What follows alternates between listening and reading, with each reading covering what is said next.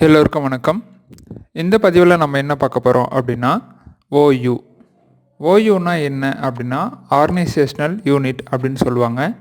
இது எங்கே இருக்குது அப்படின்னு பார்த்தீங்கன்னா, நம்ம எம்சிஎஸ்சி சீரியஸில் சர்வர் பற்றி பார்த்துட்டு வரோம். சர்வரில் ஆக்டிவ் டைரக்டரி அப்படின்னு ஒரு கான்செப்ட் பார்த்தோம் இல்லைங்களா? அந்த active directory domain service configure பண்ணால் நமக்கு அதில் ஒரு சர்வீஸ் வரும். என்ன வரும் அப்படின்னா ஆக்டிவ் டைரக்டரி யூசர்ஸ் அண்ட் கம்ப்யூட்டர்ஸ்னு வரும். அதுக்குள்ளே போனீங்க அப்படின்னா உங்களுக்கு வந்து ஆர்கனைசேஷ்னல் யூனிட் அப்படின்னு சொல்லிட்டு ஒரு விஷயம் இருக்கும். அது என்ன அப்படின்றத பற்றி தான் இப்போ பார்க்க போகிறோம். அப்படின்னா என்ன, அது எதுக்கு பயன்படுது, ஸோ அது ஏன் வச்சுருக்காங்க அப்படின்றத பற்றியெல்லாம் இப்போ நம்ம பார்க்க போகிறோம். சரிங்களா? சரி, இப்போது அதுக்கு முன்னாடி ஒரு விஷயத்தை உங்களுக்கு வந்து நான் கிளியர் பண்ண போகிறேன். இந்த ஓயு அப்படின்றது என்ன அப்படின்னா அது ஒரு ஃபோல்டர். அந்த ஃபோல்டர் எதுக்காக பயன்படுது அப்படின்னு கேட்டிங்கன்னா, இப்போ சர்வர் கிளைண்ட் அப்படின்ற கான்செப்ட் வந்துட்டாலே யூசர்னுடைய இன்ஃபர்மேஷன்லாம் எங்கே இருக்கும்னா சர்வரில் இருக்கும். அதை நம்ம எங்கே லாகின் பண்ணுவோம் அப்படின்னா கிளைண்ட் மிஷினில் லாகின் பண்ணுவோம். சரிங்களா? ஸோ அப்போ அந்த ஒரு யூசர் என்ன பண்ணணும், என்ன பண்ணக்கூடாது, என்ன பார்க்கணும், என்ன பார்க்கக்கூடாது அப்படின்ற மாதிரியெல்லாம் எங்கே ரெஸ்ட்ரிக்ட் பண்ணுவாங்க அப்படின்னு கேட்டிங்க அப்படின்னா சர்வரில் ரெஸ்ட்ரிக்ட் பண்ணுவாங்க. சர்வரில் ரெஸ்ட்ரிக்ட் பண்ணணுன்னா அந்த யூசருக்கு குரூப் பாலிசி அப்ளை பண்ணணும். குரூப் பாலிசி ஒரு யூசருக்கு அப்ளை பண்ணணும் அப்படின்னா அந்த யூசரை வந்து இந்த மாதிரி ஒரு ஓயு அப்படின்ற ஃபோல்டருக்குள்ளே க்ரியேட் பண்ணணும். சாதாரணமாக ஒரு யூசர் க்ரியேட் பண்ணிவிட்டு அவருக்கு குரூப் பாலிசி அப்ளை பண்ண முடியாது. அந்த யூசரை வந்து ஓயு அப்படின்ற ஃபோல்டருக்குள்ளே க்ரியேட் பண்ணிவிட்டு தான் நம்ம என்ன பண்ண முடியும் அப்படின்னா அவங்களுக்கு வந்து ரெஸ்ட்ரிக்ஷன் அப்ளை பண்ண முடியும். எதெல்லாம் பயன்படுத்தணும், பயன்படுத்தக்கூடாது அப்படின்ற விதிமுறையை அவங்களுக்கு வந்து கொடுக்க முடியும். சரிங்களா? சரி, ஸோ இப்போ ஓயு பற்றி கிளியராக பார்த்துட்டு அதுக்கப்புறம் அந்த ஃபோல்டர்ஸ்லாம் உங்களுக்கு காமிக்கிறேன். இப்போ ஒரு கம்பெனி அப்படின்னு எடுத்துக்கிட்டிங்கன்னு வச்சுக்கோங்களேன், இல்லை ஒரு ஸ்கூல், இல்லை ஒரு காலேஜ் அப்படின்னு எடுத்துக்கிட்டிங்கன்னா, இங்கே வந்து நான் என்ன பண்ணுறேன் அப்படின்னா ஒரு கல்லூரியை எடுத்துக்கிறேன். காலேஜில் யாரெல்லாம் இருப்பா? ஸோ பிரின்ஸிபல் இருப்பா. சரிங்களா? அதுக்கு அடுத்து யார் இருப்பாங்க அப்படின்னா டீச்சிங் ஸ்டாஃப் இருப்பாங்க, ஆஃபீஸ் ஸ்டாஃப் இருப்பாங்க, ஆஃபீஸ் ரூமில் மட்டுமே ஒர்க் பண்ணுறவங்க. அடுத்து அதர் ஸ்டாஃப் இருப்பாங்க, இந்த பஸ் டிரைவர், வாட்ச்மேன், அந்த மாதிரி மற்ற ஸ்டாஃப்ஸ் எல்லாம் இருப்பாங்க. சரிங்களா? இப்போ டீச்சிங் ஸ்டாஃப்க்கு அண்டரில் யார் வருவாங்க அப்படின்னா ஹெச்ஓடிக்கு கீழே ஸ்டாஃபுக்கு கீழே ஸ்டூடெண்ட்டுக்கு கீழே தான் வந்து ஒரு செக்ஷனும் இருக்கும். அதாவது ஸ்டூடெண்ட்டில் வந்து பார்த்திங்கன்னா எந்தெந்த டிபார்ட்மெண்ட் ஸ்டூடெண்ட்ஸ் இருக்கும், அப்படி இல்லைனா ஏ செக்ஷன், பி செக்ஷன் இருப்பாங்க, first year, second year, third year இருப்பாங்க, இந்த மாதிரிலாம் இருப்பாங்க. ஸோ இப்போ நம்ம இங்கே என்ன பண்ணியிருக்கோம் அப்படின்னா பிரின்சிபல்னு ஒரு ஃபோல்டர் க்ரியேட் பண்ணிட்டு அந்த ஃபோல்டருக்குள்ளே 3 ஃபோல்டர் க்ரியேட் பண்ணியிருக்கோம். சரிங்களா? ஸோ அந்த 3 ஃபோல்டரில் டீச்சிங்கு கீழே மட்டும் நம்ம என்ன பண்ணியிருக்கோம்னா ஹெச்ஓடின்னு பண்ணியிருக்கோம். அப்போ ஆஃபீஸ் ஸ்டாஃபுக்கு கீழே அண்டரில் யாரும் இருக்க மாட்டாங்களா அப்படின்னா நிறைய ஸ்டாஃப் இருந்தால் நம்ம அதுக்கும் ஃபோல்டரை க்ரியேட் பண்ணிக்கலாம். சரிங்களா? சரி,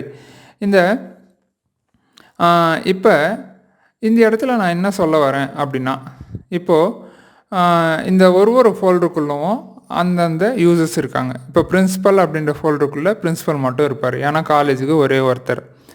அதுக்கப்புறம் டீச்சிங் ஸ்டாஃப் வந்து பார்த்திங்கன்னா, ஸோ அதுக்கு கீழே ஹெச்ஓடி இருக்குது இல்லைங்களா? ஸோ ஹெச்ஓடி வந்து எந்தெந்த டிபார்ட்மெண்ட் ஹெச்ஓடி, அது கீழே ஸ்டாஃப்ஸ், அந்த ஃபோல்டருக்குள்ளே ஸ்டாஃப் எத்தனை ஸ்டாஃப், 10 ஸ்டாஃபோ 20 ஸ்டாஃபோ 30 ஸ்டாஃபோ, அந்த ஸ்டாஃப்னுடைய யூசர் நேம் எல்லாம் அதுக்குள்ளே இருக்கும். அதுக்கப்புறம் ஸ்டூடெண்ட்டுன்னு வந்துட்டிங்கன்னா ஃபஸ்ட் இயருக்குள்ளே 50 பேர், செகண்ட் இயருக்குள்ளே 50 பேர், தேர்ட் இயருக்குள்ளே 50 பேர், இங்கே ஒரு 150 யூசர் இருக்காங்கன்னு வச்சுக்கோங்க.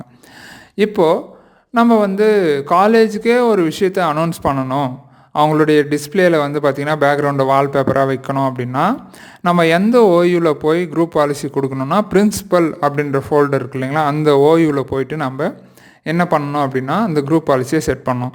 அப்படி செட் பண்ணால் என்ன ஆகும்னா எல்லாருக்குமே தெரிஞ்சிடும், காலேஜில் உள்ள எல்லாருக்குமே தெரியும். சரி, இப்போ ஸ்டூடெண்ட்ஸுக்கு மட்டும் ஒரு அனௌன்ஸ்மெண்ட் கொடுக்கணும். ஸோ ஹெச்ஓடிக்கோ ஸ்டாஃபுக்கோ வேறு யாருக்குமே அந்த அனௌன்ஸ்மெண்ட் தெரியக்கூடாது, ஸ்டூடெண்ட்ஸுக்கு மட்டும்தான் தெரியணும் அப்படின்னா அப்போ என்ன பண்ணுவாங்கன்னா இந்த ஸ்டூடெண்ட்ஸ் அப்படின்ற ஓய்வு இருக்குது இல்லைங்களா, இதுக்கு வந்து குரூப் பாலிசி அப்ளை பண்ணிடுவாங்க. அதுக்கு அப்ளை பண்ணால் இந்த யூசருக்கு ஃபுல்லாக தெரிஞ்சிடும். சரிங்களா? சரி, இப்போ சில விஷயங்கள்லாம் வந்து பார்த்திங்கன்னா ஸ்டூடெண்ட்டுக்கு ரெஸ்ட்ரிக்ட் பண்ண வேண்டியதாக இருக்கும், ஸ்டாஃபுக்கு ரெஸ்ட்ரிக்ட் பண்ண தேவை இருக்காது. சரிங்களா? அப்போ என்ன பண்ணுவாங்க அப்படின்னா இந்த மாதிரி ஃபஸ்ட் இயருக்கு மட்டும் சில விஷயத்தை ரெஸ்ட்ரிக்ட் பண்ணணும், செகண்ட் இயருக்கு சில விஷயத்தை பண்ணணும், தேர்ட் இயருக்கு ஃபுல்லாக ஃப்ரீயாக விட்டுறணும் அப்படின்னா அந்த செப்பரேட்டாக 1 2 3 அப்படின்னு இருக்கு இல்லைங்களா, இந்த ஓயூவில் தான் என்ன பண்ணுவாங்கன்னா அவங்களுக்கு வந்து குரூப் பாலிசி அப்ளை பண்ணுவாங்க. சரிங்களா, அதாவது மொத்தமாக இருக்கக்கூடிய பிரின்சிபலோ டீச்சிங் ஸ்டாஃபோ அங்கெல்லாம் அப்ளை பண்ண மாட்டாங்க. சரிங்களா, ஸோ இது வந்து நான் ஒரு எடுத்துக்காட்டுக்கு தான் இந்த மாதிரி ஒரு ட்ராயிங் போட்டிருக்கேன். இந்த மாதிரி வந்து பார்த்திங்க அப்படின்னா அந்தந்த நிறுவனங்களுக்கு ஏற்ற மாதிரி, பள்ளிகளுக்கு ஏற்ற மாதிரி, கல்லூரிகளுக்கு ஏற்ற மாதிரி அவங்க வந்து அதுக்குள்ளே க்ரியேட் பண்ணிப்பாங்க.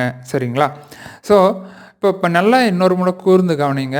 ஆர்கனைசேஷனல் யூனிட், அப்போ ஒரு ஆர்கனைசேஷன் இருக்குது, ஒரு நிறுவனம் இருக்குன்னா அதில் ஒரு யூனிட்னா ஒரு பார்ட்டு. சரிங்களா, அந்த யூனிட்டை தனித்தனியாக பிரித்து அவங்களுக்கு தேவையான விஷயங்களை கொடுக்கறது தான் வந்து பார்த்திங்கன்னா இந்த ஓயூ. சரிங்களா, சரி, இப்போது இந்த இடத்துல நாங்கள் ஒரு இமேஜ் கொடுத்துருக்கோம் பாருங்கள். இது என்னென்னா active directory users and computers. So இதுதான் வந்து பார்த்திங்கன்னா சர்வரில் இருக்கக்கூடியது. சரிங்களா, இப்போ இதில் வந்து நீங்கள் இடதுபுறமாக லெஃப்ட் ஹேண்ட் சைடாக பார்த்தீங்க அப்படின்னா நம்ம நிறைய க்ரியேட் பண்ணியிருக்கோம். என்னென்னா சிஇஓ, ஹெச்ஆர், மேனேஜர், எம்ப்ளாயி. இப்போ ஹெச்ஆருக்கு கீழே வந்து சேல்ஸ் டிபார்ட்மெண்ட், அதுக்கு கீழே சர்வீஸ் டிபார்ட்மெண்ட், அதுக்கு கீழே அக்கௌண்ட்ஸ் டிபார்ட்மெண்ட், அதுக்கு கீழே ட்ரைனிங் டிபார்ட்மெண்ட். ஒரு நிறுவனத்தில் எப்படி இருக்குமோ அந்த மாதிரி க்ரியேட் பண்ணியிருக்கோம். இப்போ இந்த ஒரு ஃபோல்டருக்குள்ளவும் பார்த்தீங்கன்னா அந்தந்த பதவியில் இருக்கக்கூடிய யூசர்ஸ் எல்லாம் அதுக்குள்ளே இருப்பாங்க. சரிங்களா, அப்போ அந்த ஃபோல்டருக்கு நம்ம குரூப் பாலிசி கொடுத்தோன்னா அது வந்து அவங்களுக்கு வந்து அப்ளை ஆகும். மொத்த கம்பெனிக்குமே அப்ளை ஆகணும் அப்படின்னா அந்த சிஇஓ அப்படின்ற ஃபோல்டருக்கு நம்ம வந்து கொடுத்துருவோம்.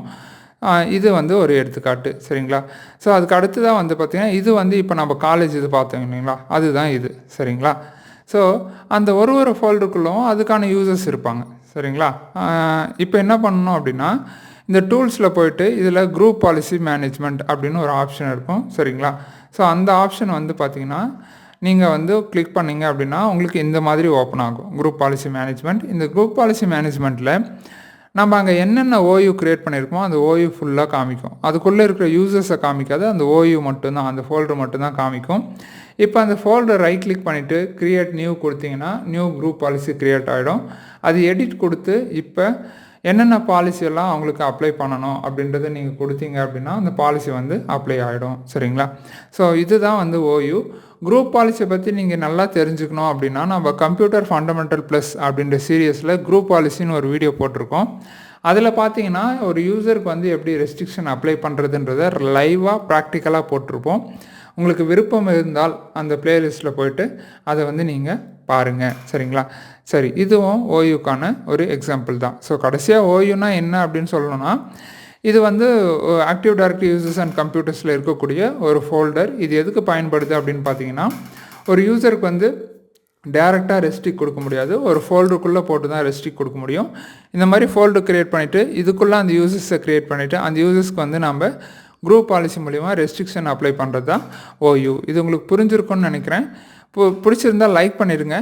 ஸோ அடுத்த பதிவில் இன்னொரு புது விஷயத்தோடு நம்ம சந்திப்போம். உங்களுக்கு ஏதாவது சந்தேகம் இருந்தால் கமெண்ட் பண்ணுங்கள். நன்றி.